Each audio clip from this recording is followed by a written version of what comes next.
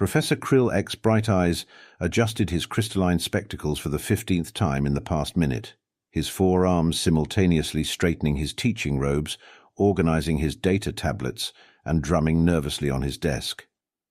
The iridescent membrane above his eyes flickered with anticipation as he watched the classroom's quantum doors slide open, admitting the first students of the new semester at the Intergalactic Academy of Higher Learning. "Oh, sweet mathematical constants," he muttered, antennae twitching as he spotted them. Humans. Not just one or two, but 5 of them. They filed in alongside the more reasonable species.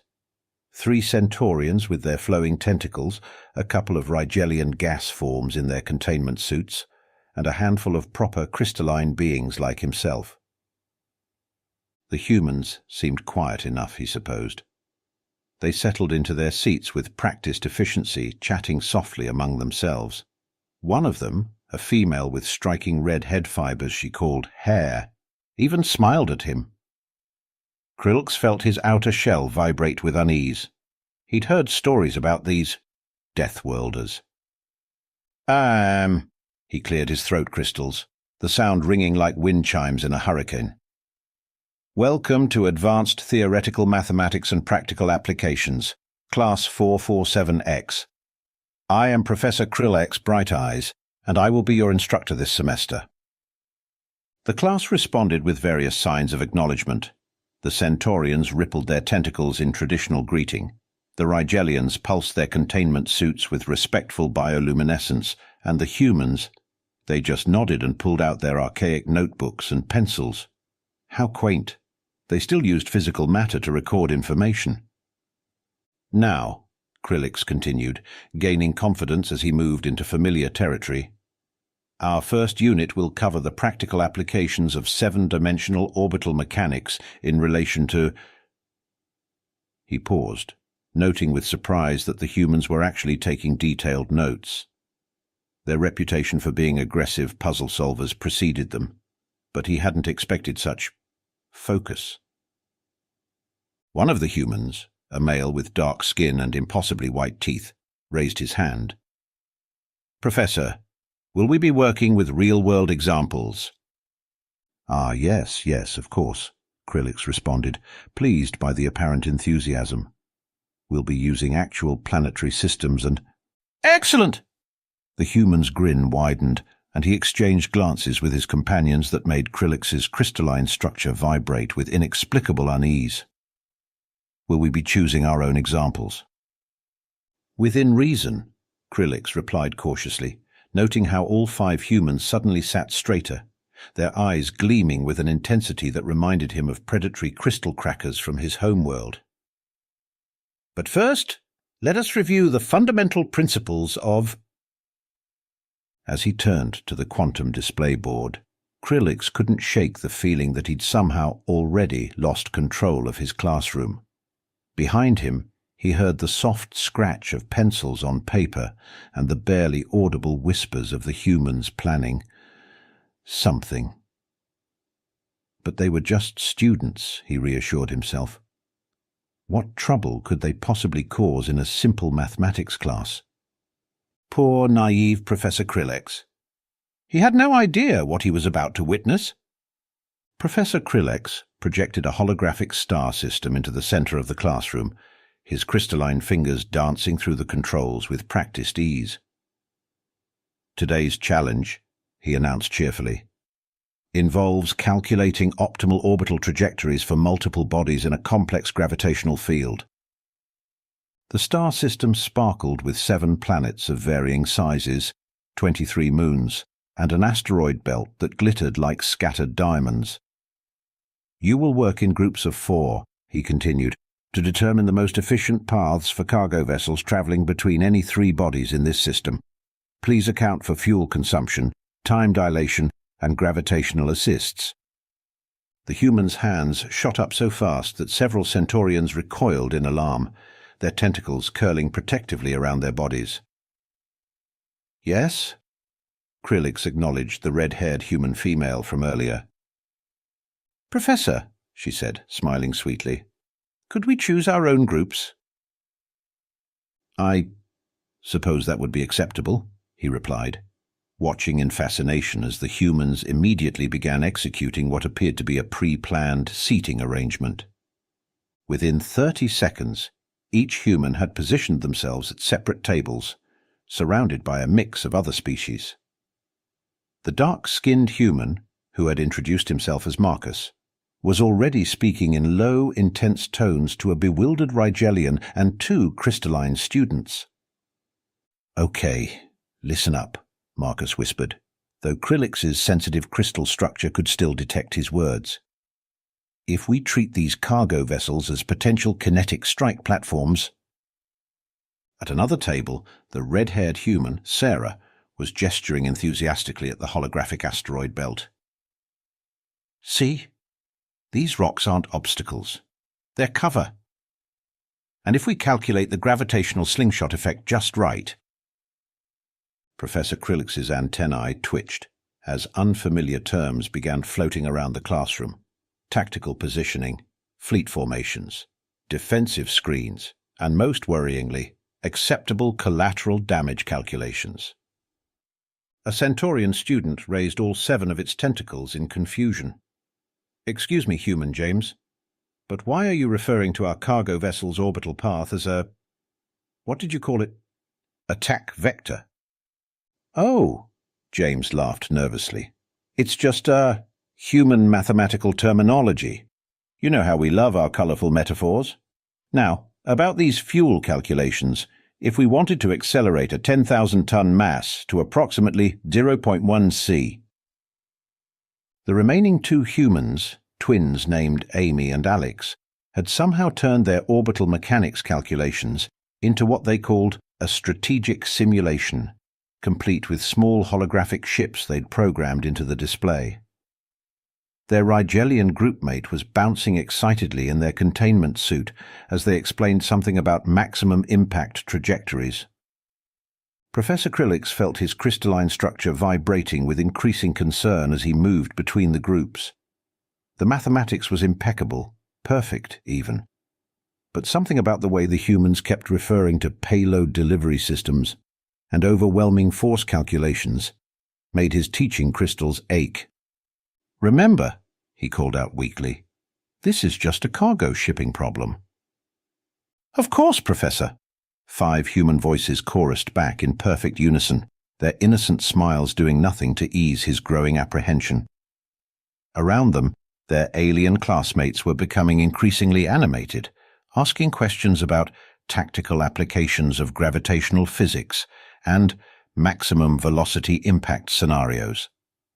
When a Centaurian student enthusiastically waved a tentacle and asked, "But what if we used the planet's moon as a gravitational shield for our approaching cargo fleet?" Krillix decided it might be time to contact the Academy Board about updating the curriculum safety guidelines. Professor Krillix felt his crystalline structure nearly shatter when Marcus stood up to present his group's solution to the orbital mechanics problem. The human had somehow transformed the innocent holographic display into what could only be described as a military command center, complete with colored tactical overlays and movement predictions. "So," Marcus began, his eyes gleaming with enthusiasm, "if we position our cargo vessels here, here, and here—" He pointed to 3 different spots in the asteroid belt. "We can utilize the gravitational wells of these gas giants to accelerate our ships to approximately 0.5 c while maintaining minimal energy signatures." A Rigelian student's containment suit pulsed with excitement. "And that's when we launch the secondary wave from behind the moon, correct?" "Exactly," Sarah chimed in from her group. "The other cargo companies won't even see us coming until it's too late." Professor Krillix's antennae drooped in horror. "Students, please, this is a mathematics class, not a strategic operations and logistics analysis," suggested Alex helpfully, while his twin sister Amy added detailed acceleration vectors to their now very militant-looking orbital diagram. The classroom had descended into what could only be described as organized chaos. The Centaurians had used their tentacles to create a living model of attack formations, while the crystalline students calculated impact velocities with disturbing enthusiasm. Even the usually peaceful Rigelians were debating the merits of different approach vectors with suspicious expertise. And if we factor in the solar radiation pressure, James was explaining to a captivated audience, we can effectively mask our entire cargo fleet's trajectory until we're right on top of the target, delivery location. The professor's crystals were vibrating at such a high frequency that his spectacles began to crack. But what about the simple cargo delivery calculations I assigned? Oh, we did those too. Sarah waved a stack of papers covered in immaculate mathematical formulas. See? Here's the standard solution. But then we thought, why waste all that potential energy? I mean, if you're already accelerating a massive object to near relativistic speeds. The classroom door suddenly hissed open, revealing the imposing figure of Security Officer Navak, his scales shifting through warning patterns of red and orange. The massive reptiloid ducked his head to enter, tongue flicking out to taste the air. Professor Krillix, Navak rumbled, our sensors detected unusual tactical planning signatures from this classroom. Would you care to explain why your mathematics students are apparently designing a multi-vector planetary assault? A what? Krillex's voice reached a pitch that made several crystalline students wince sympathetically. It's just an orbital mechanics problem, Marcus protested, hastily trying to minimize a hologram that very clearly showed optimized impact trajectories for kinetic bombardment. Then why? Navak asked, his tail twitching with professional interest. Does your solution include detailed calculations for weapons yield based on mass and velocity? That's just energy transfer mathematics, Amy offered innocently. You know, for delivering cargo very quickly from very high up. Besides, Alex added, we included all the standard safety protocols. Look, minimum collateral damage calculations, civilian infrastructure avoidance patterns, and even a projected survival rate for the defensive fleet. Navak's scales shifted to a fascinating shade of purple as he leaned in to examine the calculations more closely. This is actually quite impressive. The orbital attack patterns are nearly perfect, and the use of natural celestial bodies for cover is inspired. Attack patterns? Professor Krillix's crystals were now vibrating at a frequency that threatened to shatter every window in the room. Oh, come on, Professor, Sarah grinned. You're the one who told us to think outside the box. And technically, we did solve the original problem. We just expanded the solution set a little. A little? Navak was now fully engrossed in the holographic display, his tail swishing with obvious approval. This is the most comprehensive planetary assault strategy I've seen in decades. Look at how they've calculated the precise gravitational effects to curve their kinetic projectiles around the gas giant's moons. They're supposed to be cargo ships, Krillix wailed. Anything's a cargo ship if you're brave enough, Marcus muttered under his breath, earning snickers from his fellow humans and admiring glances from the other students. Professor, Navak said seriously, I believe I need to contact the Academy's Military Sciences Division. They'll want to see this orbital mechanics solution. His tongue flicked out again. And perhaps discuss some alternative career paths with your students. As the security officer carefully copied the human's calculations, Professor Krillix sank into his chair, his crystalline structure letting out a high-pitched whine of distress. He watched his previously peaceful mathematics class devolve into an impromptu tactical planning session, with Navak now offering professional criticism on assault vectors and payload delivery optimization. Next time, he whispered to himself, I'm sticking to basic algebra. Word had spread quickly through the Academy's quantum gossip network. By the time the student presentations were scheduled to begin, the lecture hall was packed with an unusual audience. Professor Krillix noticed at least 7 high-ranking military officers from various species trying, and failing, to look inconspicuous in the back row. Even the Academy's director, Grand Scholar Luminox, had materialized in the front row, their ethereal form pulsing with barely contained curiosity. "First up," Professor Krillix announced, his voice crystals crackling with resignation. "Group 1, led by, oh no, Marcus and Sarah." The two humans bounded onto the stage with the enthusiasm of apex predators who'd just discovered an all-you-can-eat buffet.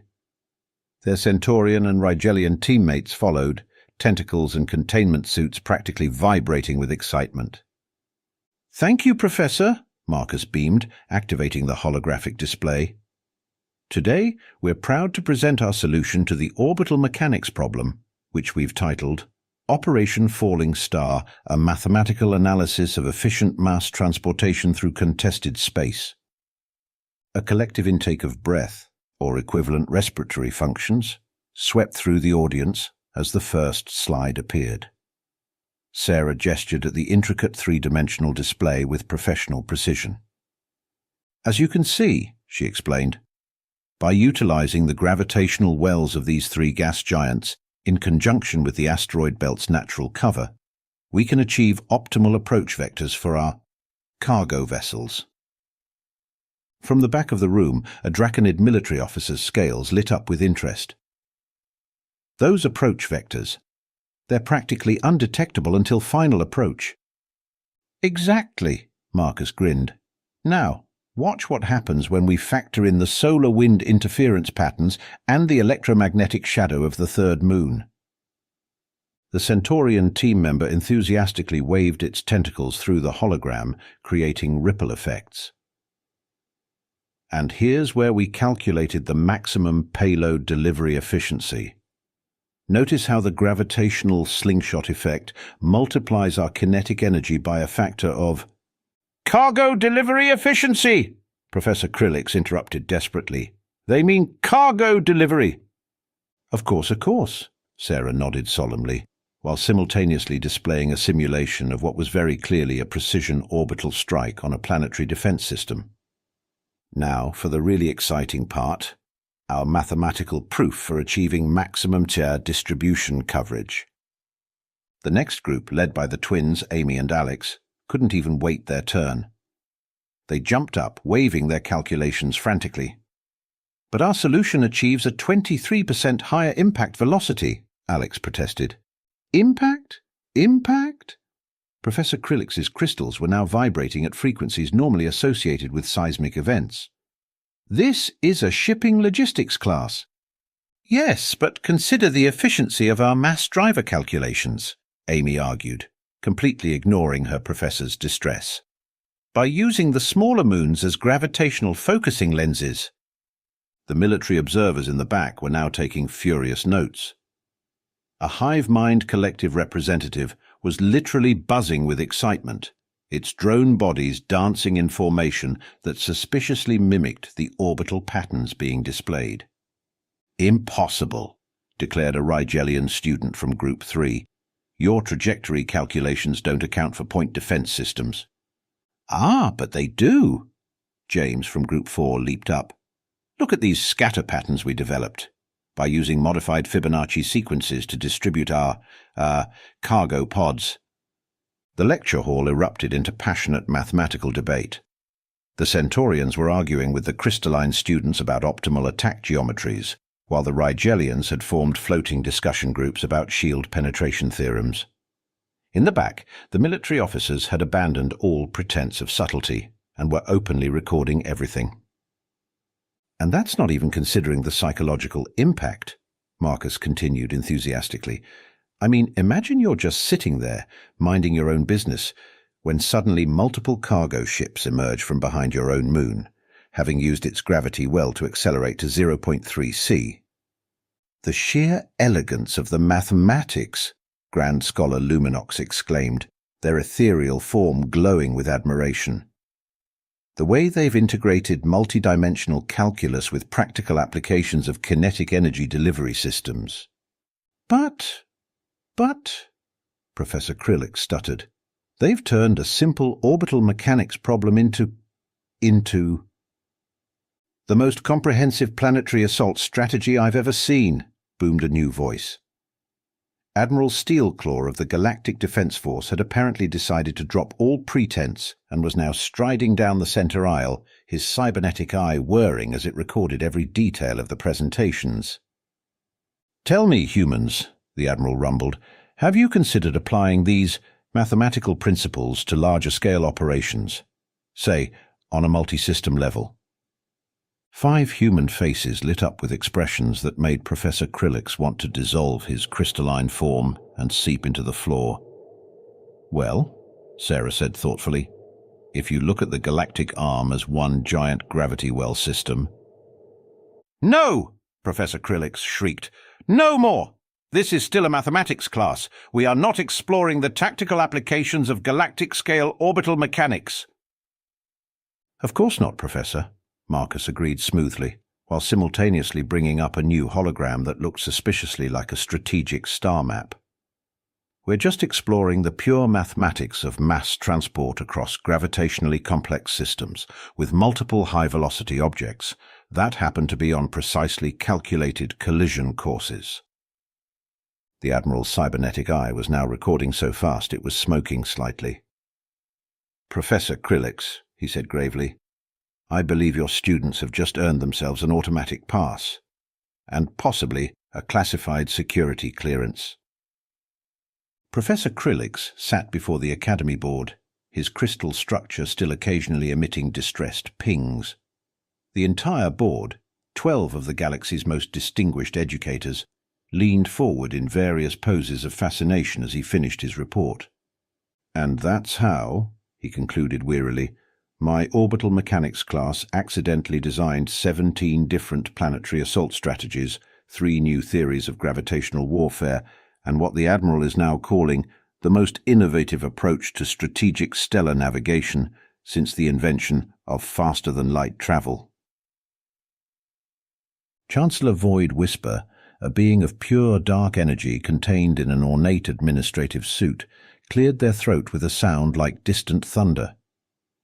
"And you say they did all this, while maintaining perfect mathematical accuracy?"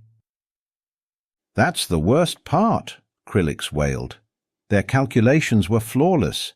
Even their payload impact equations, which were supposed to be about cargo container velocity, were peer-reviewed perfect." "Fascinating," hummed Dean Swarmthink of the Hive Mind faculty. "We've already received 73 requests from military academies across 3 sectors, asking if we can share our innovative teaching methods." "And that's not all," added Professor Lightdance, their photonic form flickering with amusement. "Half my advanced physics students are now demanding human tutors. They're calling it applied tactical mathematics and insisting it's the future of education." A memo materialized on the quantum display board. "Urgent. Galactic Defense Force requests partnership with Mathematics Department for new Strategic Calculations training program." "We're getting recruitment offers," Dean Swarmthink buzzed excitedly. "The Orbital Defense Initiative wants to know if we can spare any of our, how did they put it, uniquely qualified human mathematics students for their think tank." Professor Krillix slumped in his chair, his crystals drooping. "I just wanted to teach them about orbital trajectories." "Which they mastered," Chancellor Void Whisper pointed out cheerfully, "along with several previously unknown applications of gravitational physics that our Military Sciences Division is very eager to explore." "The Academy Board has reached a decision," announced Grand Scholar Luminox, materializing in the center of the room. "Beginning next semester, we will be offering a new course. Practical applications of mathematical principles in dynamic scenarios taught jointly by the Mathematics and Military Sciences departments." "And the humans?" Professor Krillix asked weakly. Already hired as teaching assistants, Dean Swarmthink chittered happily. Apparently they have several more creative approaches to calculating orbital dynamics they're eager to share. As if to punctuate this statement, a distant explosion rocked the building, followed by an apologetic quantum message. "Sorry, just testing a new theorem about kinetic energy transfer in variable gravity fields. Sarah and Marcus, Advanced Theory Lab." Professor Krillix's crystals let out one final defeated chime. "I don't suppose I could transfer to teaching basic arithmetic." "Oh no," Chancellor Void Whisper's dark energy crackled with amusement. "You've demonstrated a unique talent for inspiring creative problem-solving. In fact, we're doubling your class size next semester." The professor's only response was a small whimper and the sound of gently clinking crystals as he slid further down in his chair. The aftermath. One quantum semester later, Professor Krillix sat in his office, reviewing the latest batch of mathematical solutions from his new advanced tactical mathematics class. His crystals had finally stopped stress fracturing every time someone mentioned orbital bombardment calculations. A gentle knock interrupted his grading. Sarah poked her head in, grinning that familiar predator's grin. "Professor, we wanted to thank you before graduation." "Thank me?" His antenna twitched nervously. "For what?" "For being so open-minded about our creative problem-solving approaches," Marcus chimed in, entering with the other humans. "Most professors try to stop us as soon as we start calculating explosive yields." "You know," Krillix mused, his crystals chiming softly with newfound understanding, "I finally realized something. All this time you weren't actually planning invasions or designing weapon systems. You were just having fun with the math, weren't you?" 5 human faces broke into identical, mischievous smiles. "Finally figured it out, eh, Prof?" James laughed. "For us, math is like a game. The more creative the solution, the better." "Although," Amy added with a wink, "the military contracts we got out of it weren't bad either." Professor Krillix's crystalline structure vibrated with what might have been laughter. "I've learned my lesson about underestimating Deathworlder mathematics. Next semester, I'm teaching advanced quantum mechanics." He paused, noting the suddenly gleaming eyes of his human students. "Wait, why are you all looking at me like that?" "Quantum battlefield applications," Alex exclaimed. "Think of the possibilities." The professor's crystals made a sound remarkably similar to a sigh. "Just promise me one thing. Try not to accidentally invent any more weapons of mass destruction. The military science department is still trying to decode your final exam solutions." "No promises, Professor," they chorused, leaving him to contemplate the mysterious ways of Deathworlders and their terrifyingly creative approach to mathematical problems.